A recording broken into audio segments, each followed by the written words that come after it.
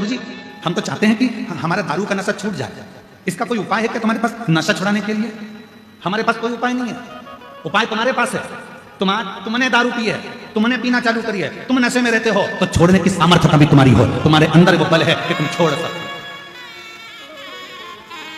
कोई बाबा, कोई महात्मा, कोई जोगी, कोई सन्यासी, कोई तपस्वी तुम्हारी मदिरा नहीं छुड़ा सकता। तुम्हारी मदिरा तुम खुद छोड़ सकते हो, तुम्हें वो बल है। आज तुम्हारे इस गांव में कथा हो रही है, तुम चाहो तो संकल्प ले सकते हो कि मैं इस शिव महापुराण की कथा में संकल्प लेता हूं कि मेरे बाबा पर भरोसा कर कर आज के बाद कभी मदिरा नहीं पीऊंगा। तो तुम्हारे अंदर की सामर्थ्य था।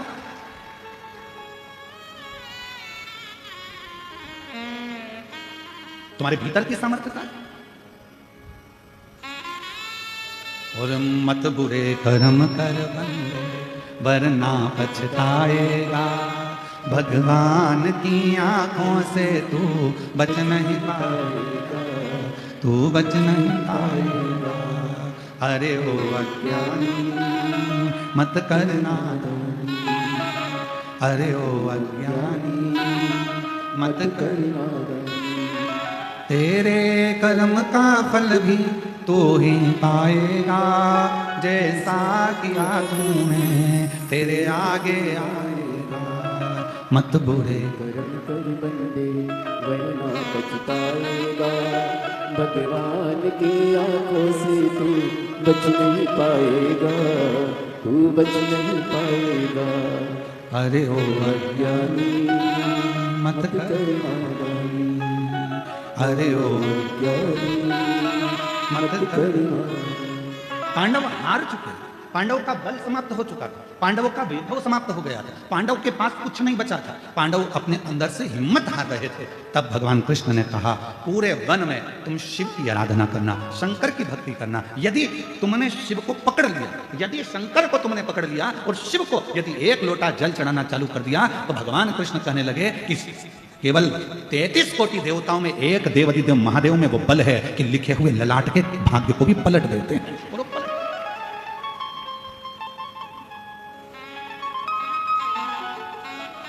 विधाता का काम है भाग्य लिखना, विधाता का काम है भाग्य को लिखना, और भाग्य को पलटना विधाता का काम नहीं है।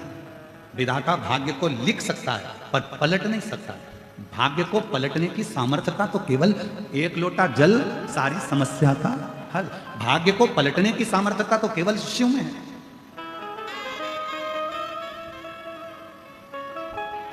एक पत्र अच्छा है, लिखना है।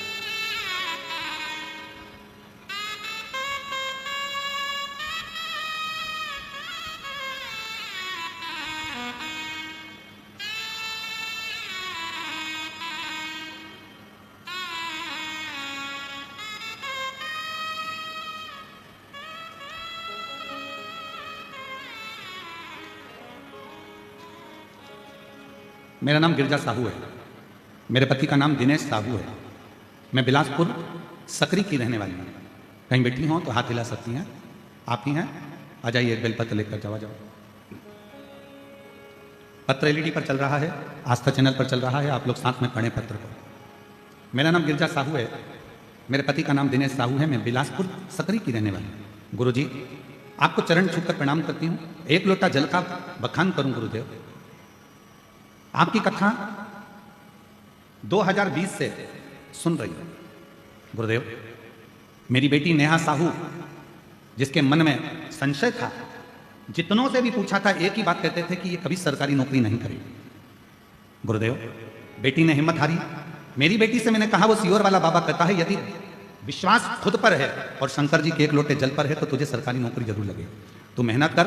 बाबा की ऐसी कृपा हुई गुरुदेव, बाबा ने मेरी बेटी जब नौकरी की तैयारी करी, शायद पहली बार ऐसा हुआ होगा कि 22 वर्ष की मेरी लड़की और सरकारी नौकरी की तैयारी में लग गई, केवल आपकी कथा के भरोसे और शिव के भरोसे। 22 वर्ष की मेरी बेटी जब सरकारी नौकरी के लिए अप्लाई करने लगी और पढ़ाई भी साथ में करने लगी, आज मेरी बेटी सरकारी कोर्ट में स्टेनोग्राफर के पद पर नियुक्त हो गई। मैं बाबा को धन्यवाद देती हूँ। और गुरुजी, मेरे जेठ के बेटा अमर साहू, उसने भी कहा कि चाची जी, अगर मेरी बहन की नौकरी लग सकती है तो क्या मेरी लग सकती है? वो तो मुझसे उम्र में भी छोटी है, 22 साल की है और मैं 25 साल का हूं, क्या मेरी भी लग सकती है? मैंने अपने जेठ के लड़के से कहा कि तू भी शिव पर विश्वास करो, खूब मेहनत कर। और सियोर वाला महाराज कहता है कि रात दिन पढ़ाई करो, रात दिन एक कर दो, तू भी लग जा। और आज मैं बाबा को धन्यवाद देने के लिए आई हूँ। आज मेरा बेटा भी सरकारी नौकरी में ACL पर असिस्टेंट मैनेजर के पद पर नियुक्त हो गया। मैं बाबा को यहाँ साधुवाद देने के लिए आई। एक खुद पर भरोसा और एक शिव पर भरोसा।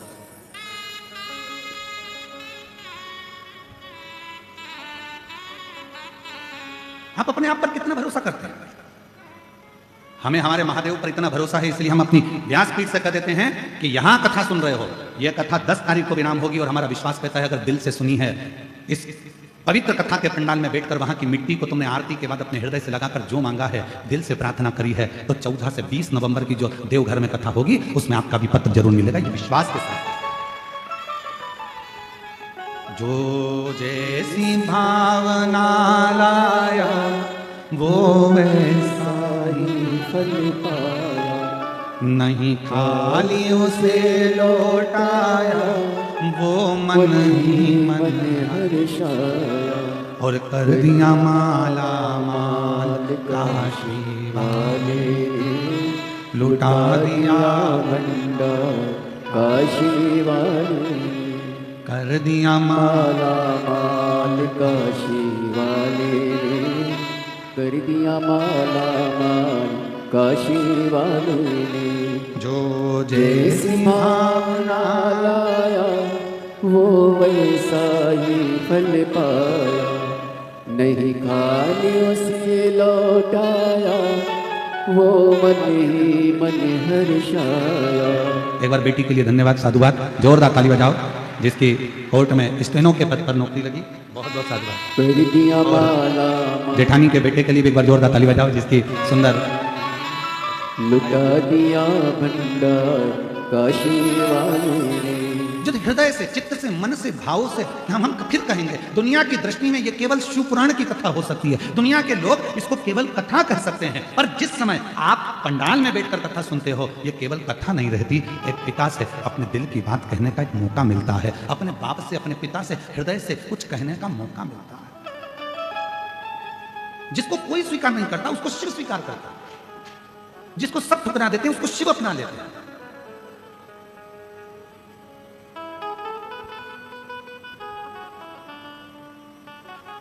जिसको सबने ठुकरा दिया उसको शिव ने अपना लिया।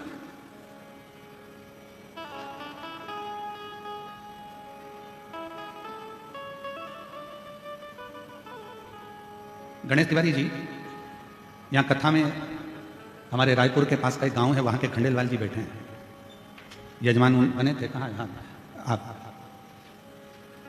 हम इनसे कहते हैं कि आपने जब से कथा कराई तब से आप प्रत्येक कथा के पंडाल में, जहाँ भी कथा होती है वहाँ के पंडाल में 5-10 मिनट के लिए जाते जरूर, और इतनी दिव्य और भव्य कथा कराई थी आपने भी, जैसे आप करा रहे हैं वैसे। मैं साधुवाद देता हूँ खंडेलवाल जी आपको बहुत बहुत। तो हमने इनसे 2-3 बार पूछा, हमने उनके बेटे सागर खंडेलवाल से पूछा, उनके भतीजे जी से पूछा, सबसे कि आप इतनी दूर दूर कहाँ, रायपुर के आगे गांव और वहाँ से यहाँ कर कथा या अन्य जगह, बहुत सारी जगह जहाँ 200-200, 300-300 किलोमीटर दूर आते हो, तो कहा गुरु जी ना जाने बाबा की ऐसी क्या कृपा है, हम जिस कथा के पंडाल में पहुँचते हैं बाबा कुछ ना कुछ पंडाल से जाने के बाद ऐसी खुशखबरी सुना देता है कि हमारा कथा में जाना सार्थक हो जाता है, हमारा कथा में जाना सार्थक हो जाता है।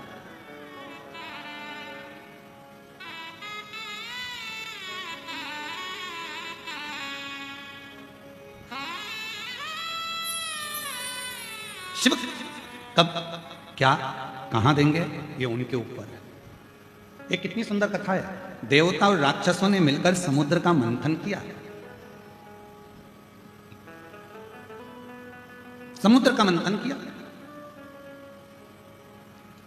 वासुकी नाग की नेति बनाई, मंदराचल पर्वत का, सुमेरु पर्वत का रई बनाई। बोलो सुनी है कि नहीं कथा? अरे बोलो तो जम के सुनिए ना।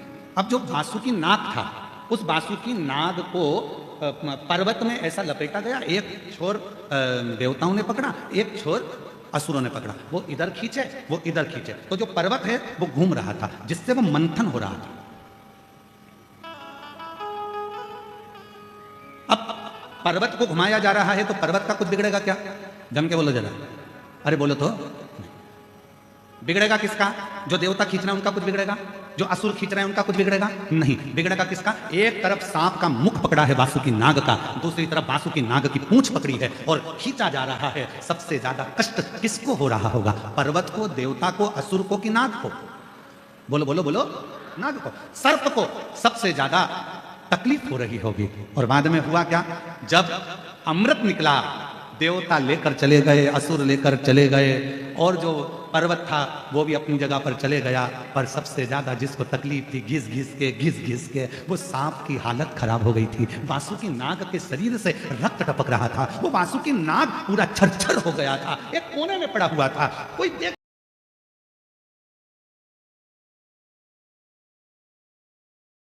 नहीं रहा था। सब अमृत पीने में लगे थे,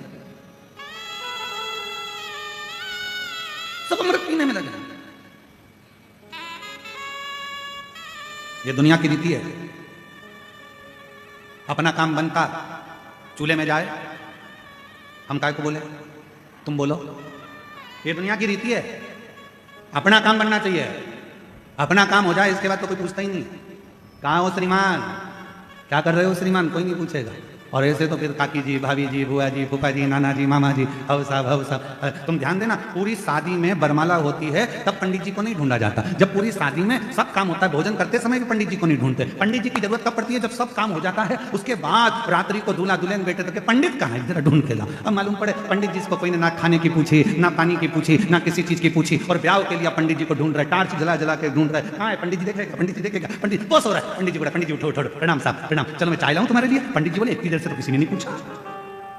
शादी कराना है ना, ब्याह में फेरे डलवाना है, पंडित जी चाय पी लो, पंडित जी को चाय पिलाई, मुंह धो लो, पंडित जी थोड़ा चेहरा धो लो, पानी मिला दूं क्योंकि नींद नहीं आएगी। पंडित जी ने तुम्हारा बैग उठा लो और ले जाकर शादी के मंडप में बिठा दिया। शादी के समय पर जब काम निकल गया, अब विचार करा, पंडित जी को घर छोड़ने कौन जाएगा, तो दूल्हे का लड़का के मेरे पास टाइम नहीं, मैं थक चुका हूँ, वो के मैं थक गया, वो के मैं थक गया। पंडित जी बोले, भैया तुम एक काम करो, ऑटो बुला दो, मैं मेरे घर चले जाऊंगा। ये दुनिया की रीत है। काम पड़ने पर आपको याद किया जाता है, वक्त पड़ने पर आपको पूछा जाता है, वक्त पड़ने पर आपको खींचा जाता है। वक्त निकलते से ही दुनिया के लोग ठोकर मार देते हैं, लात मार देते हैं, आपको धक्का दे देते हैं। ये दुनिया की रीति है, आज से नहीं, पुराने समय से। जब देवताओं ने और असुरों ने पर्वत को घुमाया, मंथन करा, अमृत निकल गया, असुर ले गए, देवता ले गए, पर्वत अपनी जगह पर चले गया, और वो वासुकी नाग एक कोने में पड़ा हुआ था, आंख से आंसू बहा रहा था। ना उसको अमृत मिला, ना कुछ प्राप्त हुआ, केवल उसने देवहित में कार्य करा, और देवहित में कार्य करने के बाद कोने में पड़ा था। तब भगवान देवाधिदेव महादेव माँ पार्वती के साथ निकल कर जा रहे थे। पार्वती जी की दृष्टि वासुकी नाग पर पड़ गई। वासुकी नाग को माता ने देखकर कहा, प्रभु ये वासुकी, ये वो सर्प जिसने मंथन में अपना पूरा शरीर बेकार कर लिया, पूरा शरीर। शिव जी का ध्यान गया, वासुकी, शंकर भगवान ने जैसे ही वासुकी कहा, वासुकी नाग की आंखों से आंसू बह रहे थे। भोले भोले शंभु शंकर कृपालु दयालु दातार, किसी ने आकर नहीं पूछा कि तेरी दशा कैसी है। बाबा आप मेरे पास आयो, आप मेरे पास। शिव जी ने कहा, क्यों चिंता करता है, सारे देवता अमृत पी रहे हैं, तेरे लिए लेकर आऊं। वासुकी नाग कहते हैं, किसी ने चिंता नहीं करी तो अमृत पीकर करूंगा भी क्या, क्या करूंगा अमृत पीकर, अमृत नहीं चाहिए तो क्या चाहिए तुझे। वासुकी नाग कहते हैं, बस आपने मेरी चिंता कर ली और कुछ भी नहीं चाहिए। शिव जी ने कहा, तुझे अमृत की चाह नहीं है, पर मैं शंकर, मेरे को भी अमृत नहीं मिला, तुझे भी अमृत नहीं मिला, चिंता मत कर, तूने देवहित का कार्य तो करा, चल तेरे शरीर के तकलीफ को मैं मिटा देता हूं, जो देवता भी तरसेंगे वो पद तुझे दिला देता हूं, और तुझे मैं अपने गले में धारण कर जगत में पुजवा देता हूं, अपने गले में धारण कर जगत में पुजवा देता हूं। वो जो टूट चुका था हर तरह से, उसके शरीर के टुकड़े टुकड़े हो रहे थे, शरीर में से रक्त निकल रहा था, एक कोने में पड़ा था वासुकी नाग, जिसको कोई पूछ नहीं रहा था। उस वासुकी नाग पर जो हार चुका था, पूरी तरह से टूट चुका था भीतर से, उस वासुकी नाग को भगवान शंकर ने उठाकर अपने गले में धारण कर लिया। आज शिवजी को जल चढ़ता है तो वासुकी नाग को भी चढ़ता है, आज भगवान को बेलपत्र चढ़ती है तो वासुकी नाग को भी चढ़ती है, आज भगवान शंकर पर गंगा जलाता है तो वासुकी नाग पर भी गंगा जलाता है, आज भगवान शंकर को भी भोग लगता है तो वासुकी नाग को भी भोग लगता है, आज दुनिया के लोग भगवान के सामने दीप जलाते हैं तो वासुकी नाग के सामने भी दीप जलता है, आज भगवान शंकर के हाथ जोड़ते हैं तो वासुकी नाग के भी हाथ जोड़ते हैं। जरा विचार करिए, जो पद जो प्रतिष्ठा दुनिया में किसी को नहीं मिली, वो शंकर भगवान ने वासुकी नाग को दिला दी, अपने पास में रखा। शिव ने अपने करीब में रखकर दिला, शंकर ने अपने पास। मेरी जीजियों, मेरे जीजाओं, मेरी बेटियों, मेरे बेटाओं, मेरे बुजुर्ग माता पिता, एक बात का ध्यान रखना, दुनिया आपसे कह दे कि तुम बेकार हो, तुम ये नहीं कर सकते, तुम सफल नहीं हो सकते, तुम एजुकेशन नहीं कर सकते, तुम इंजीनियर नहीं बन सकते, तुम डॉक्टर नहीं बन सकते, तुम कलेक्टर नहीं बन सकते, तुम आईएएस ऑफिसर नहीं बन सकते, दुनिया कह दे कि तुम नहीं बन सकते, पर तुम्हारे अंदर वो बल है। तुमने अगर रात दिन पढ़ाई करी है, अच्छा एजुकेशन प्राप्त करा है और अच्छी विद्या प्राप्त करी है, तो तुम्हें कोई नहीं रोक सकता, तुम आगे बढ़कर ही रहोगे, बढ़कर ही रहोगे।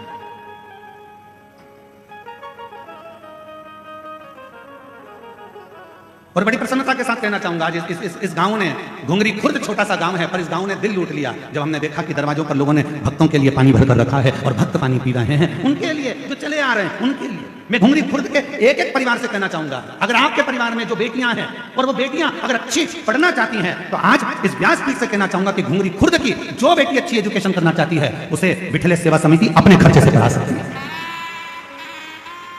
खूब पढ़ो और बेटियां डॉक्टर बने, इंजीनियर बने, कलेक्टर बने, आईएएस ऑफिसर बने, ये हमारी दिल की तमन्ना है, ये दिल की तमन्ना। अगर घुंगरी खुर्द की कोई बेटियां पढ़ना चाहें, खूब पढ़ना चाहे, जिस कॉलेज में पढ़ना चाहो आप और जिस स्कूल में पढ़ना चाहो, अच्छे से अच्छी एजुकेशन करो, उसका पूरा खर्चा विठले सेवा समिति सीहोर उठाएगी, आपको अच्छा पढ़ाएगा। अपनी एजुकेशन पर ध्यान दो, खूब पढ़ो, आपकी विद्या की उज्जवलता देखकर हमारे को बड़ी खुशी होती है, बड़ी आनंदता होती है।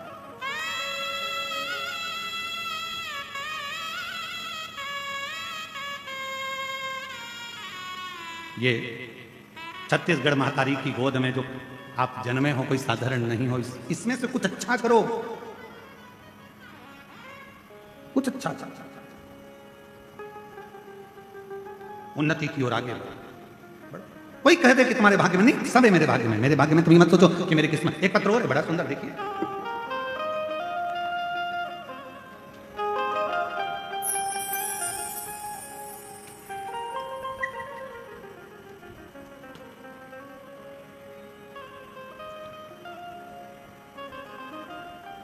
मेरा नाम ममता देवांगन है, मैं मुंगेली से आई हूं।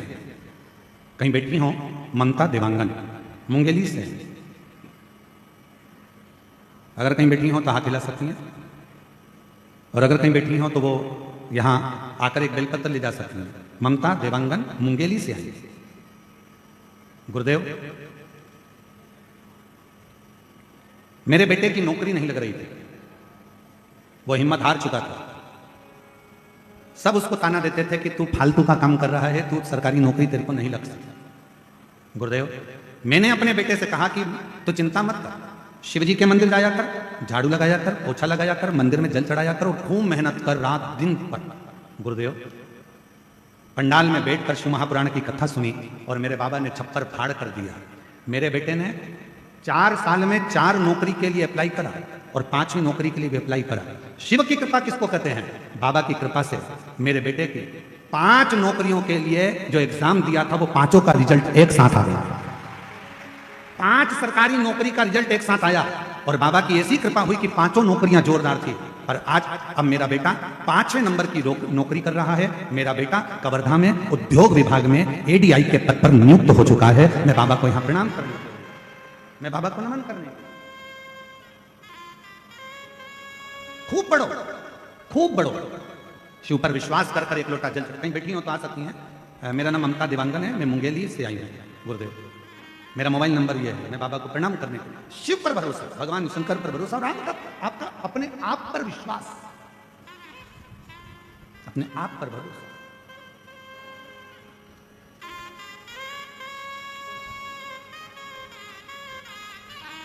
ऐसे दयालु नाथ से रिश्ता बनाइए, ऐसे दयालु नाथ से रिश्ता बनाइए।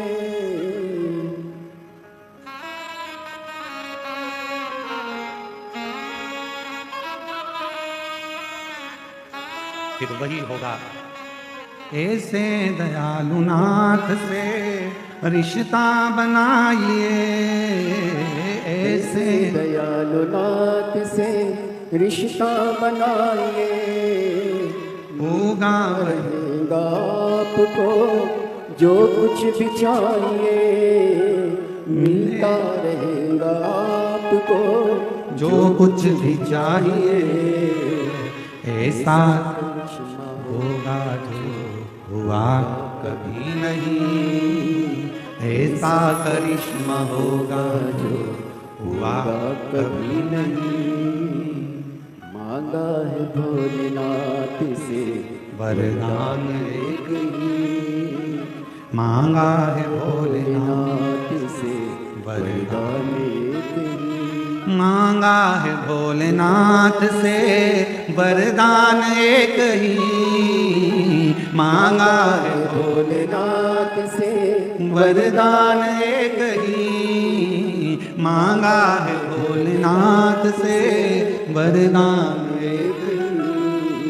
तेरी कृपा बनी रहे जब तक है ये तेरी कृपा बनी रहे जब तक है जिंदगी। हे बाबा, हे करुणा सागर, हे दया सागर, हे दयालु, हे कृपालु, हे करुणा सागर, तू कृपा करने वाला, तू दया करने वाला, ऐसी कृपा कर मेरी जिंदगी में सफलता हाथ सफलता। थोड़ी समझदारी अपने को भी चाहिए। एक लूटने वाला कितना समझदार होता है? साइबर क्राइम करने वाले कितने समझदार होते हैं, जरा देखिए। मोबाइल पर आपको फोन करते हैं, मैसेज करते हैं, आपसे आपका आधार कार्ड मांग लेते हैं, आपसे आपकी ओटीपी मांग लेते हैं, आपसे आपका बैंक का खाता मांग लेते हैं। कितना घुमाते होंगे वो साइबर क्राइम वाले। कई कई जगह तो फोन लगा करके देते, तुम्हारा बेटा ने ये गलत काम किया है और वो थाने में बैठा हुआ है, आप इतना पैसा डाल दीजिए, आपके बेटे को छोड़ दिया जाएगा। कितना क्राइम कर रहे हैं आज के समय में। छत्तीसगढ़ पुलिस हर चौराहे पर, हर जगह पर जा जाकर साइबर क्राइम के प्रति लोगों को जागरूक कर रही है, तो भी दुनिया के लोग सो रहे हैं। वो अपनी चतुरता दिखा रहे हैं। तुम्हारे पास में मैसेज कर देते हैं, ओटीपी मांग लेते हैं, नंबर दे देते हो तुम, और बाद में पूरा बैंक खाली हो जाता है, तुम्हारा अकाउंट खाली हो जाता है। निवेदन है, थोड़ा अपने आप को जागरूक करिए।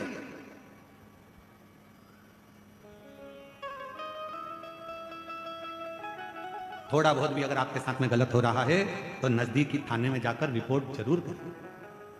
थोड़ा सा अगर गलत हो रहा है तो उसको लिए आपको जागरूक होना पड़ेगा, स्वयं को जागरूक।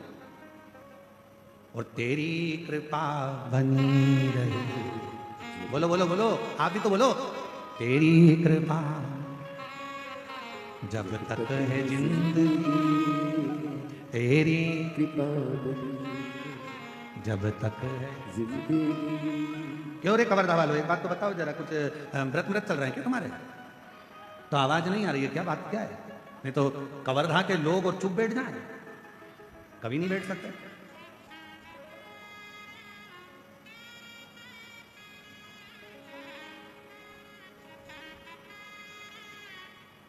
अभी कल की बात है, हम लोग जा रहे थे, आशीष जी हमको लेकर जा रहे थे गाड़ी से, और चौराहे के पास में थोड़ा आगे जाके एक माँ अपने छोरा को खूब दोच रही थी। वो ट्रैफिक में हमारी भी गाड़ी थोड़ा धीमे धीमे चल रही थी, तो थोड़ी देर रुक गई और वो अपने छोरा को दो रही थी। तो छोरा ने पूछा कि काय, उसकी भाषा में बोल रहा था, वो हमको तो इतना आता, काय मार रही है, क्यों मार रही है, कि तू कितना बड़बड़ बड़बड़ कर रहा था। मैं कहा चुप बैठते नहीं मारा तेरे से। तो वो छोरा बोला, तू भी तो चुप नहीं थी माँ, तू भी तो अपनी पड़ोसन से बात आ रही थी, बात कर रही है, बतिया जाए बतिया जाए बतिया जाए।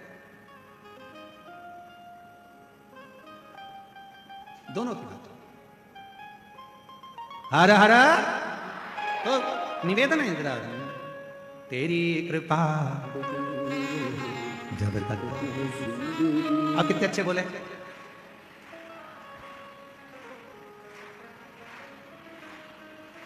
मांगा है भोलेनाथ से वरदान एक ही, मांगा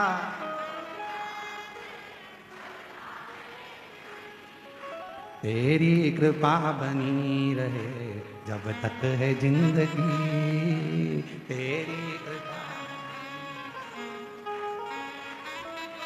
बहुत बढ़िया, नजर उतर वाले नगर जाके आओ, बहुत सुंदर। बोलबम का नारा है, सारी समस्या का हल श्री शिवाय। भगवान शिव की भक्ति तो कहां, वो सर्प जो है वो पूर्ण तरह से हार चुका था, परास्त हो गया, पड़ा। शिव उसको संभाले, भगवान शंकर ने उसको साथ, शिव ने अपना बना लिया शंकर ने। और फिर निवेदन करूं मेरी जीजियों, कभी हिम्मत ना हारिए। मेरे जीजाओं, मेरी बेटियों, बेटाओं, मेरी माताओं, मेरे भाई, मेरी बहनों, कभी हिम्मत मत हारिए। कभी हिम्मत मत।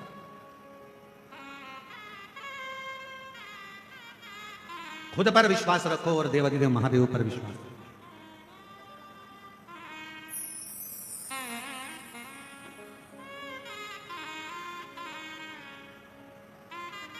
कितना समझाया भगवान देवाधिदेव महादेव ने माता सती को, सती तुम मत जाओ तुम्हारे पिता के घर में।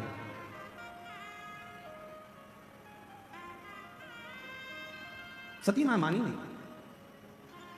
वहां कुछ प्राप्त होने वाला नहीं है। सती तुम्हें अपने पिता के घर में कुछ नहीं मिलेगा। सती माता ने कहा कि मैं पिताजी के घर में यज्ञ में जाऊंगी, वहां मुझे सब जानते हैं, पहचानते हैं, सब जानते पहचानते।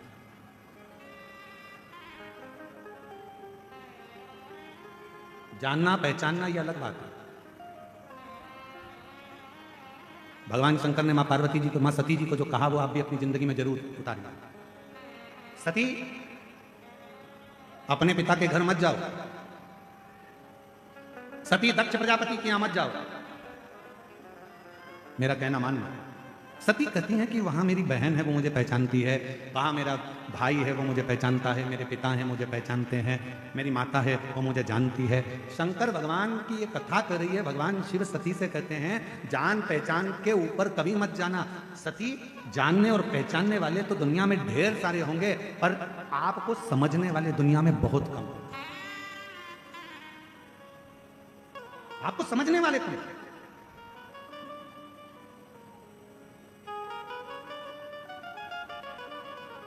शिवजी माता सती को समझा रहे हैं कि तुम्हें समझने वाले चाहिए। आज के जमाने में दुनिया के लोगों की बहुत पहचान होती है, बोल देते हैं तुरंत। अगर अभी अभी हम कहें यहाँ पर बाहर कोई अच्छा कोई बहुत वीआईपी व्यक्ति बाहर खड़ा हो, वीआईपी व्यक्ति के घर की उनकी धर्मपत्नी बाहर खड़ी हो, सिर पे बढ़िया पल्लू वल्लू ले लुआ के और पर्स मर्स टांग के, अंदर जान दे रहा है कि नहीं जान दे रहा है? सिर पे पल्लू वल्लू लेके अंदर जान देगा कि नहीं जान देगा? नहीं जान दो। इतनी देर में उसने लगाया फोन, अभी रुक जा मैं तेरी बात कर, फोन लगा के ले।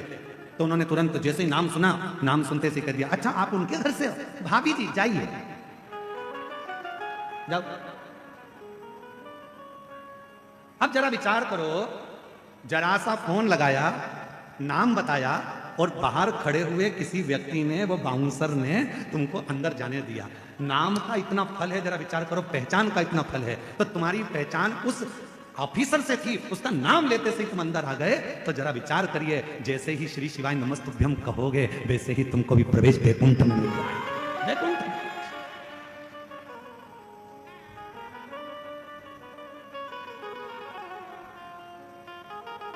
डरना वरना नहीं है किसी से। तुम्हें बिल्कुल कोई कहे कि कोई इतना बड़ा दुख आ गया, क्या डरना? अभी अभी लगाती हूँ नंबर, रुक जा तू, मैं तो जानता नहीं है, दुख आया है, अभी नंबर लगाती हूँ। और बैठ गई 2 क्षण के लिए बेलपत्री के पेड़ की छांव में। एक बेलपत्री ली हाथ में, रखी हाथ में और बैठ गई बेलपत्र की छांव में।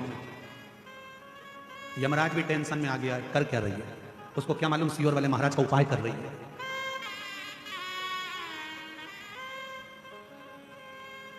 अच्छा, आधे से ज्यादा गांव के लोग तो इसी टेंशन में रहते हैं कि मंदिर लोटा भर के जल चढ़ाने जा रही है, कर क्या रही है? कभी एक चावल का दाना लेकर चली जाती है, कभी मूंग लेकर चली जाती है, कभी दुर्वा लेकर चली जाती है, कभी कनेर का फूल लेकर चली जाती है। आधे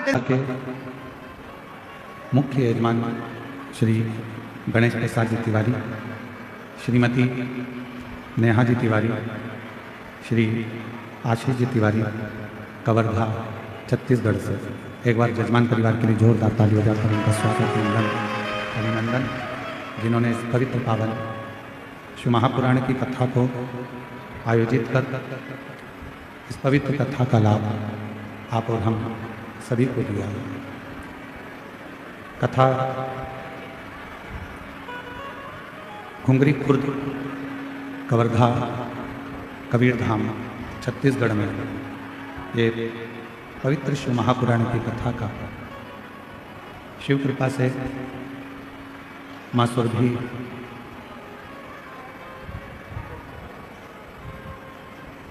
यज्ञ,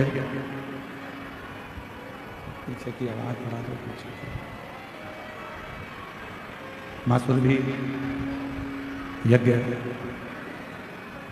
जो यहाँ आयोजित किया गया है, उसी के अंतर्गत ये पवित्र पावन शिव महापुराण की कथा श्रवण करने का सौभाग्य आपको और हमको मिला।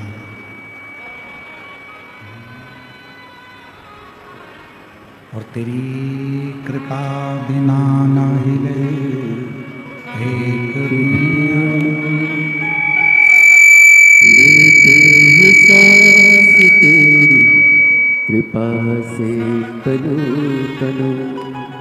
बखान क्या करूं मैं रागों के ढेर का, चपटी भभूत में खजाना कुबेर का। हे गंगाधर मोतीधार ओंकार तू, भोले ओंकार तू आयो शरण तिहार शंभु तार तू। बखान क्या क्या करूं मैं राखों के ढेर का, चपटी भभूत में खजाना कुबेर का।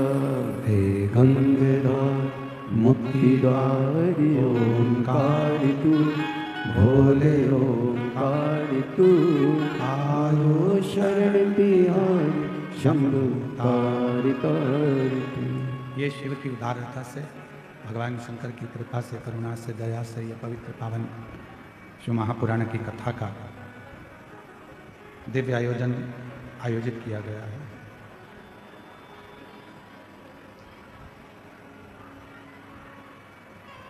पवित्र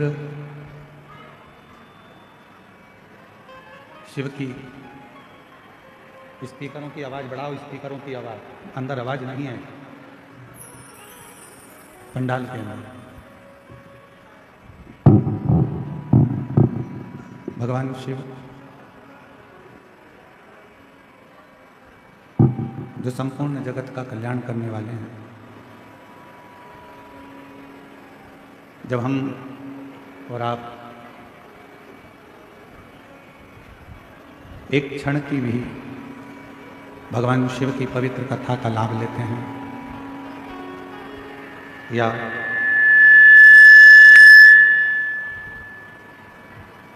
किसी भी रूप में भगवान शंकर की वंदना करते हैं, स्मरण करते हैं, आराधना करते हैं, साधना करते हैं,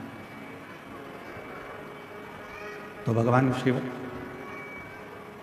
इस मानव देह को कृतार्थ करने के लिए, कल्याण करने के लिए कोई भी रूप रखकर, किसी भी रूप को धारण कर कर, किसी का भी रूप धारण कर कर, किसी भी रूप में वो हमारा कल्याण करने के लिए आते जरूर हैं।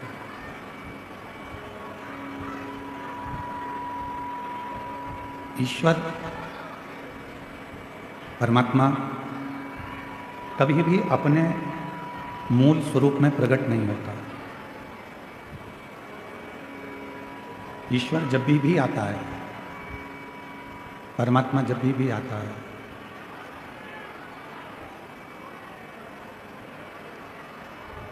ईश्वर जब भी आता है, परमात्मा जब भी आता है, तो कोई ना कोई रूप धारण कर कर किसी न किसी रूप में आपके और हमारे पास मिलता है। कथा क्या करती है? शिव महापुराण की कथा हो, चाहे श्रीमद् भागवत कथा हो, चाहे श्री रामचरितमानस हो, चाहे गीता जी हो, विष्णु पुराण हो, नर्मदा पुराण हो, अग्नि पुराण हो, कूर्म पुराण हो, भविष्य पुराण हो, नारद पुराण हो, ये जितने भी पुराण हैं, जितने भी शास्त्र हैं, जितने भी वेद हैं, ये सारी पुराणे, ये सारे शास्त्र, ये सारे वेद करते क्या? तो कहा ये सारे वेद, शास्त्र, पुराण जितने भी हैं, ये सब हमको ईश्वर की पहचान करना बताता है, परमात्मा की पहचान करना बताता है कि ईश्वर का स्वरूप क्या है। पीछे आवाज नहीं आ रही है, जाके एक दो लोग को खड़े हो जाओ। पंडाल में आवाज नहीं है, बक्से नहीं चल रहे हैं। शिव पुराण, वेद, शास्त्र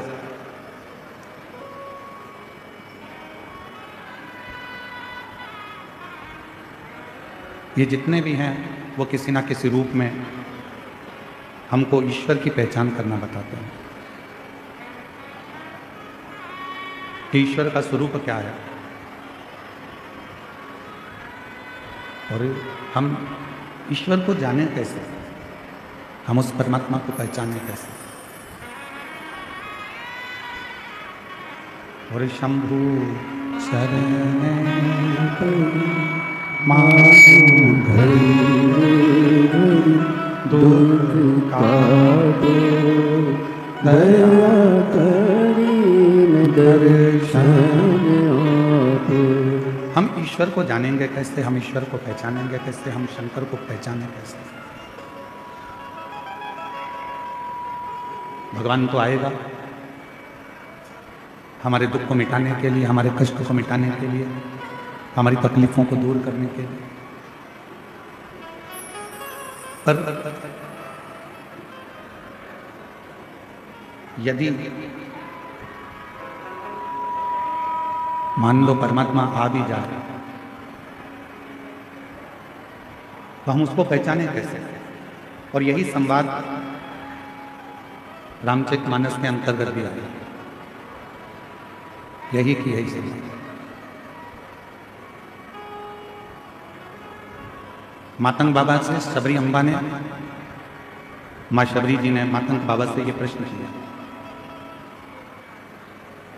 माँ शबरी अम्बा मातंग ऋषि जी से प्रश्न करती हैं कि आप कहते हो कि एक दिन राम आपकी कुटिया तक आएंगे, आपके दरवाजे तक आएंगे, एक दिन परमात्मा आपके दरवाजे तक आएगा,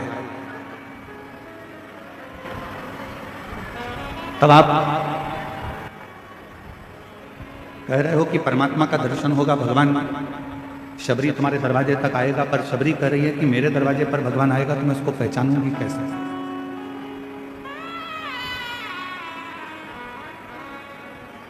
जब भगवान हमारे दरवाजे पर आएगा तो मैं उसको जानूंगी कैसे, हम उसको पहचान कैसे पाएंगे, हम उसको जान कैसे पाएंगे। तो गुरु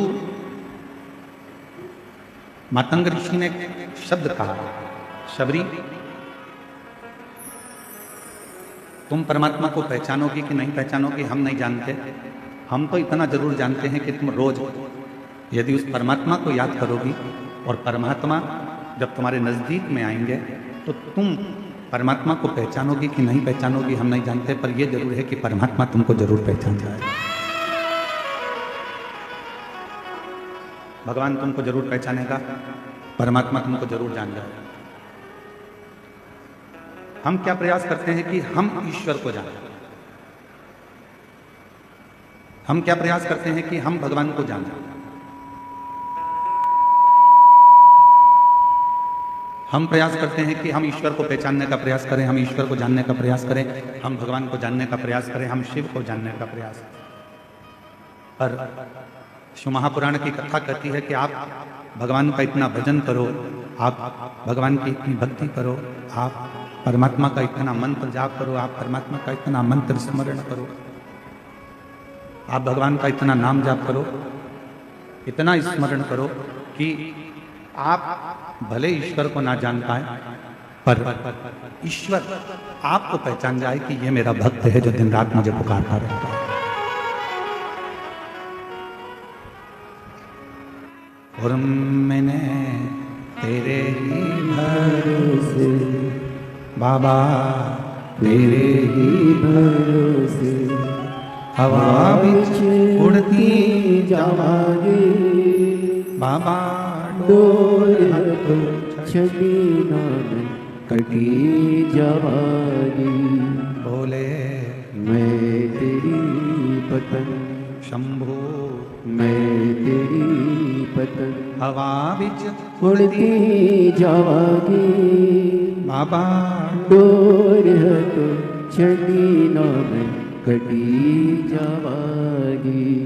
हम ईश्वर को जाने ना जाने पर जब हमारी भगवान शिव के प्रति अविरल भक्ति उत्पन्न हो जाए, जब हमारे भजन का बल बढ़ जाए तो वो ईश्वर हमको जरूर जाने। एक बड़ी सुंदर कथा आती है। यदि आप लोग द्वारका गए हो, द्वारकाधीश का यदि आपने सौराष्ट्र में जाकर दर्शन किया है,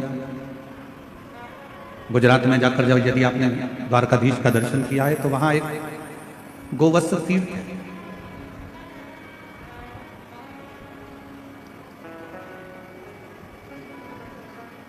आप में से कई लोग द्वारका गए भी होंगे, ऐसा नहीं कि द्वारका नहीं गए।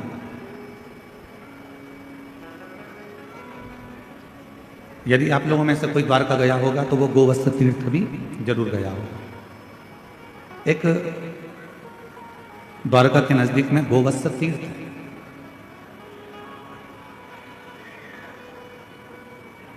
उस तीर्थ में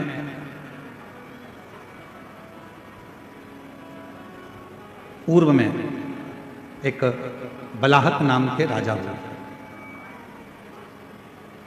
और बलाहक नाम के जो राजा थे, शत्रुओं का नाश करना, दुष्टों को पछाड़ देना और अपने नगर में सब अच्छे कर्म करते रहना, सत्कर्म करते रहना।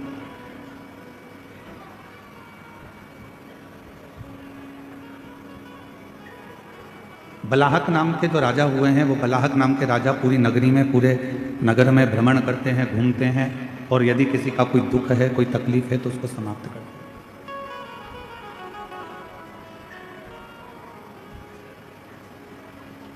नित्य प्रति उनका एक कार्य है शिवालय जाना, शंकर जी के मंदिर में आराधना करना, साधना करना, भजन करना, कीर्तन करना, शिव मंदिर में जल की व्यवस्था करना। शिव महापुराण की उमा संहिता कहती है कि शंकर भगवान के मंदिर में अगर कोई जल की व्यवस्था भी कर देता है तो उस जीव को कभी किसी नरक में भटकना नहीं पड़ता, वो जीव का उद्धार स्वतः ही हो जाता है।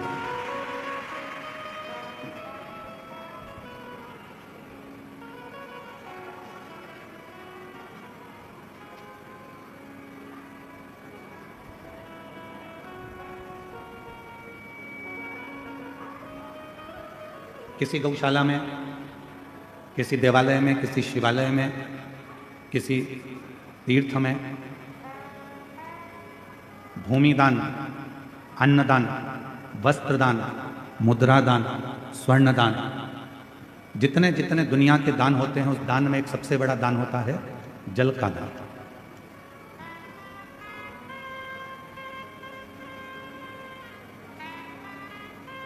कल हम यहाँ से जा रहे थे तब हम देख रहे थे कि इस कवर्धा के नज़दीक में जहाँ कथा हो रही है, घुंगरी खुर्द में, हमने देखा इतना अच्छा गांव है। गांव के घरों के बाहर लोगों ने अपने अपने घर में से पानी भर भर कर एक एक लोटा रख दिया, गिलास रख दिया और पानी की बाल्टी भर कर रख दी, जिससे कोई पथिक आए, यात्री आए, श्रोता आए तो पानी पीकर चले जाए। मैं इस घुंगरी खुर्द गांव के कवर्धा कबीरधाम के इस पवित्र क्षेत्र को नमन करता हूं और यहाँ के लोगों को भी चरणों को प्रणाम करता हूं, जिन्होंने इतनी व्यवस्था बाहर से आने वाले भक्तों के लिए। धन्य। गौशाला में बहुत कुछ दान दिया चला, मंदिर में, देवालय में, शिवालय में बहुत कुछ दान दिया चला, और उसमें भी एक सबसे बड़ा दान है जल का दान। क्यों साहब, ये गौशाला है, इस गौशाला में जल की व्यवस्था है कि नहीं है, पानी की व्यवस्था है कि नहीं है, इसमें पानी है कि नहीं?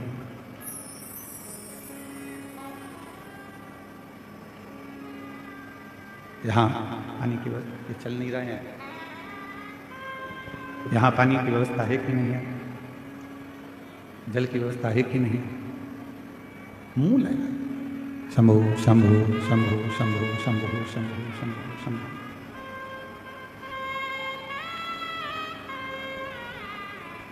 राजा बलाहक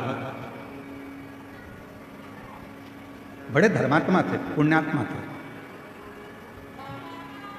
और जब बलाहक राजा बड़े पुण्यात्मा है, धर्मात्मा है, सत्कर्मी है, भजनावली है, कीर्तनी है, पूरे नगर में भ्रमण कर कर देखते हैं कि कोई दुखी तो नहीं, किसी को कोई तकलीफ तो नहीं है। बाहर की आवाज अंदर आ रही है पर अंदर की आवाज अंदर नहीं आ रही है।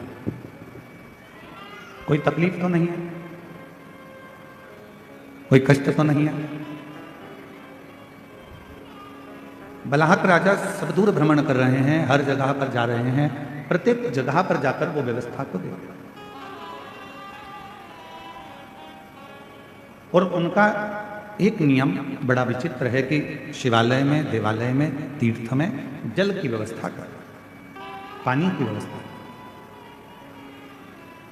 इसीलिए हम इस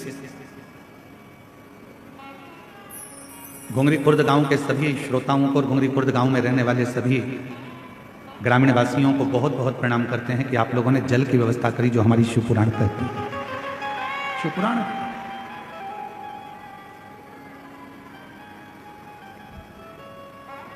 शिवालय में जल है नहीं है, तीर्थ में जल है नहीं है, वो जाकर राजा बलाहक देखते हैं।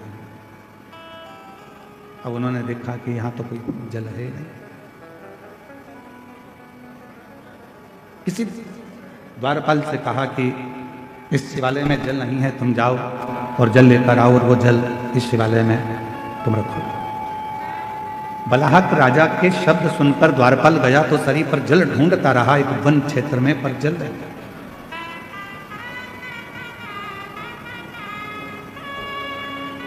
बहुत सुंदर कथा है, अगर आप लोग ध्यान देंगे तो मार्गशीर्ष मास की यह पवित्र कथा का लाभ आपके जीवन को सुख प्रदान करेगा।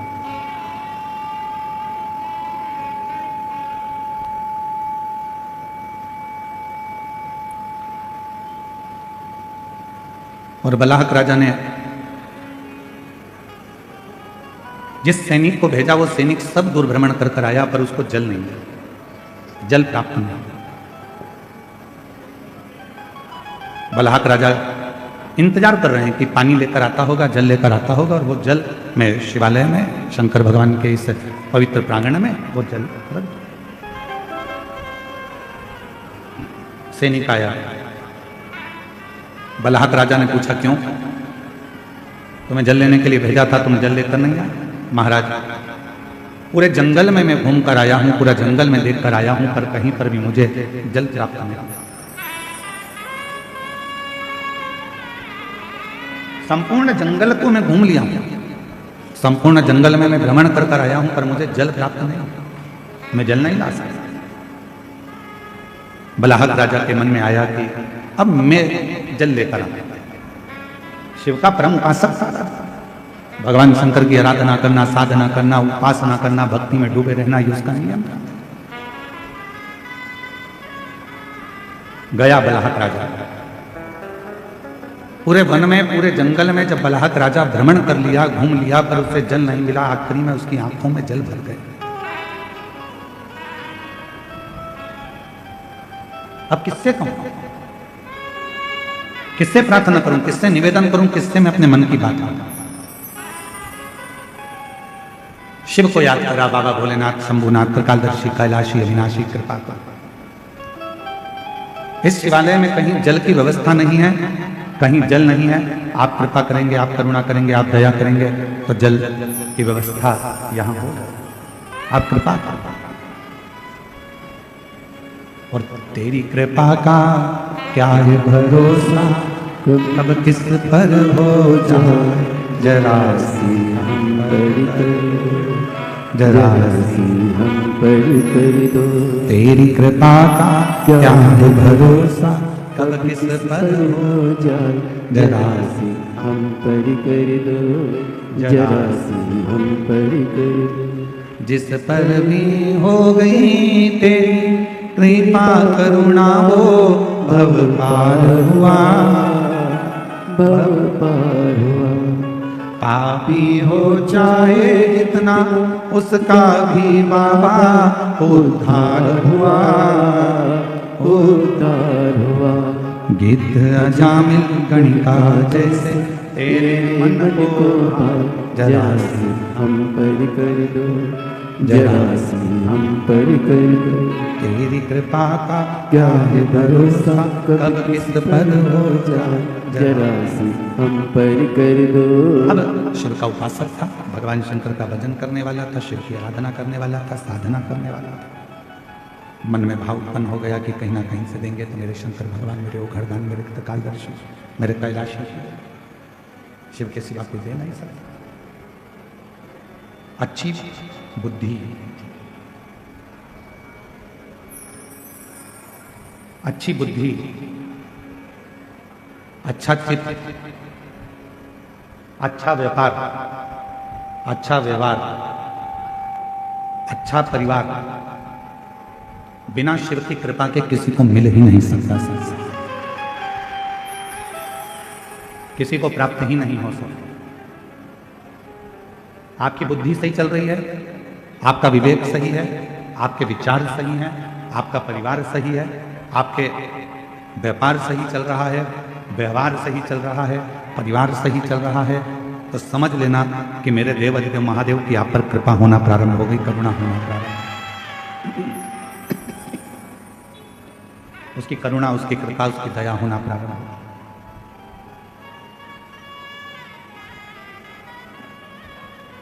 राजा बलाहक के उसी समय पर राजा बलाहक की बुद्धि में एक बात आ गई।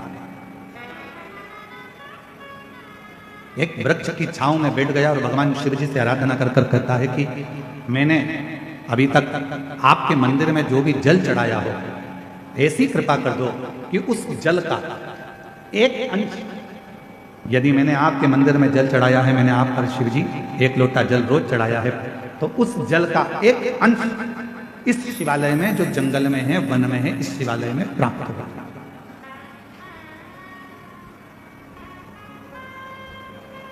और आज कहने में पीछे नहीं हटेंगे, हम सबसे एक बात जरूर कहेंगे।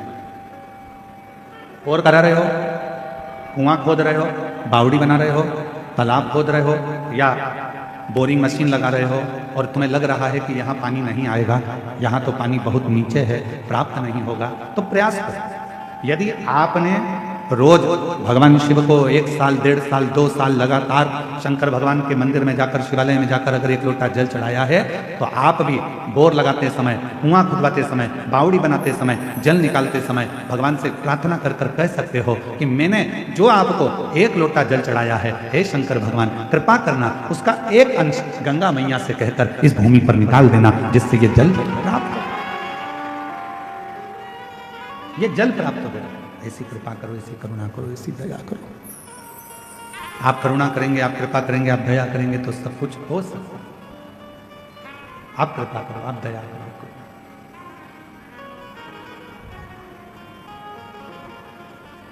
बलाहक राजा हाथ जोड़कर भगवान शिव जी से आराधना करने लगा। मैंने जो आपको जल चढ़ाया है उसका एक अंश, मात्र एक अंश,